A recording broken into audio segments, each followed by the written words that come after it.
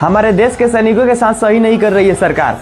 लग रहा है कि भारत का भी हाल नेपाल जैसा होने वाला है, क्योंकि छात्रों पर लाठीचार्ज के साथ साथ शिक्षकों पर, किसानों पर और गरीबों पर लाठीचार्ज करने के बाद अब सैनिकों को भी नहीं छोड़ा गया। अब सोचिए कि अगर सैनिक बॉर्डर पर थोड़ी सी तैनाती में कमी कर दे तो हमारे देश में आतंकवादी घुस सकते हैं, और उन्हीं के बदौलत आज हम लोग देश में सुरक्षित हैं। प्रधानमंत्री नरेंद्र मोदी की तो बात छोड़ दीजिए, वो नेपाल के प्रधानमंत्री जैसा हेलीकॉप्टर के रस्सी पकड़ के भाग जाएंगे विदेश, लेकिन दिक्कत हम लोग को होगा। इसलिए ये सरकार 20 साल रह जाने के बाद डिक्टेटरशिप शुरू कर देती है, क्योंकि हमारे एनसीईआरटी के सिविक्स की किताबों में लिखा हुआ है कि यदि कोई सरकार 20 साल से ज्यादा रह रही है तो कोई ना कोई कलाबाजी जरूर है। इसलिए आप लोग सरकार बदलिए, वरना नेपाल वाला हाल हमारे भारत को भी होगा। बताइए, फौजियों के साथ छेड़छाड़ करना कितना दिक्कत है। आज उन्हीं लोग के बदौलत हम लोग इस देश में सुरक्षित है। तो ऐसा बीजेपी को नहीं करना चाहिए था। नीतीश चाचा जो है दिमाग का सटकी है, इनका तो दिमाग का इलाज चलता है, आप सबको पता है। ये किसी पर भी लाठीचार्ज करवा दे रहे हैं। बताइए, कम से कम फौजियों को तो बखसना चाहिए था ना।